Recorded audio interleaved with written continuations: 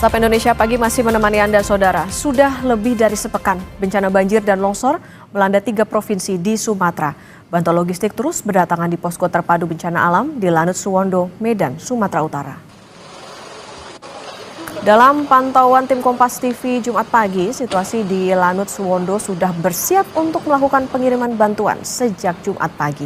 Beberapa pesawat sudah disiagakan untuk bisa mengirimkan bantuan ke daerah terdampak dan terisolasi seperti Sibolga, Rembele, dan Aceh Tamiang. Sedangkan periode 28 November hingga 2 Desember 2025 tercatat sebanyak 100 ton bantuan sudah dikerahkan dari Lanut Suwondo. Informasi terkini kita tanyakan kepada jurnalis Kompas TV, Nanda Aprilia, dan juru kamera Andika Ahadiat di Medan, Sumatera Utara. Selamat pagi, Nanda. Untuk hari ini apa saja bantuan yang dikirimkan? Akan dimulai dikirimkan jam berapa dan kemana saja tujuannya?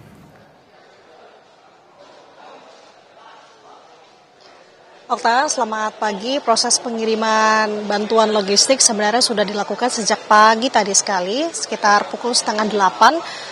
Pesawat, ada 3 pesawat yang kami lihat, ada CN, kemudian KASA, dan juga rencananya nanti akan ada Hercules juga untuk bisa mengirimkan bantuan ke beberapa titik. Tapi sebelum itu kita akan melihat dulu sebenarnya di tempat lokasi saya, Okta dan juga saudara, ini adalah posko terpadu di Lanut Suwondo, Medan, Sumatera Utara. Pagi ini setiap harinya seperti ini, tampilannya cukup sibuk sekali karena kenapa masih banyak bantuan yang sesegera mungkin harus sesegera didistribusikan ke beberapa titik, apalagi masih banyak juga daerah-daerah yang terisolir. Tadi bantuan pertama sekitar 7:30 ada bantuan yang memang dikirimkan, baik itu beras, kemudian air mineral, ada minyak sayur sampai dengan mie instan dan lain dan sebagainya. Selain dengan bahan pokok itu tadi, Okta juga saudara, ada obat-obatan sampai dengan kasur lipat dan juga tikar gulung begitu ya, yang kemudian diberikan. Okta dan juga saudara, nantinya kalau dari Lanut Suwondo akan ada 2 metode yang diberikan ataupun dikerahkan untuk bantuan-bantuan ini ke titik-titik yang terisolir ataupun titik-titik terdampak.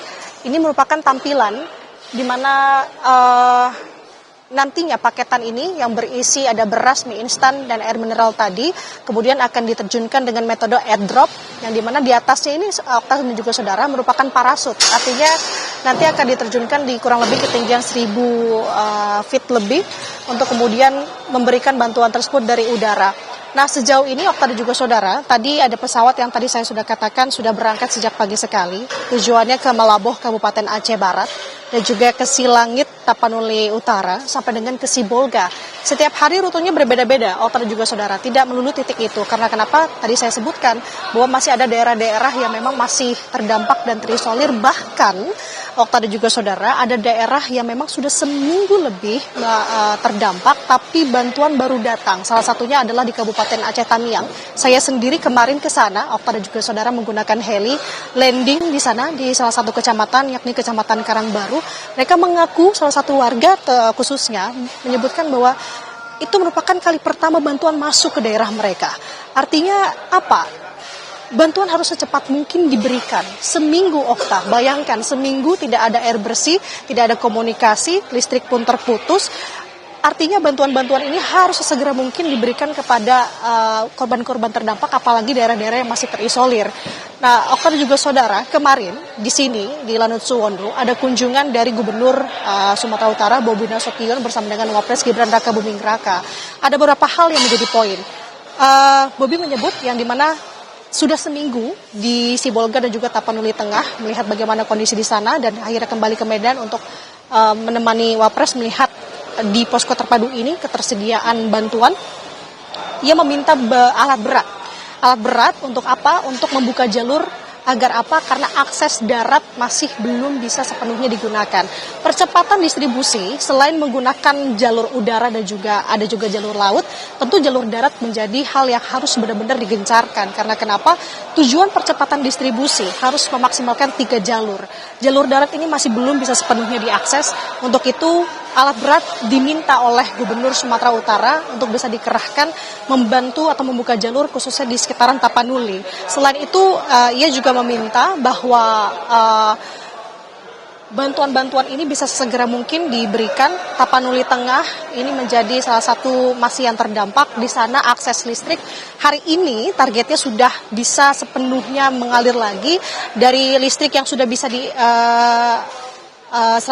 digunakan. Ini artinya komunikasi diharapkan bisa secepat mungkin bisa digunakan juga.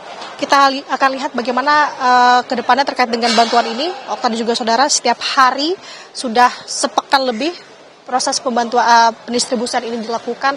Kita harapkan bahwa memang secepatnya bantuan-bantuan ini bisa dirasakan oleh korban-korban yang terdampak. Sementara demikian, Okta.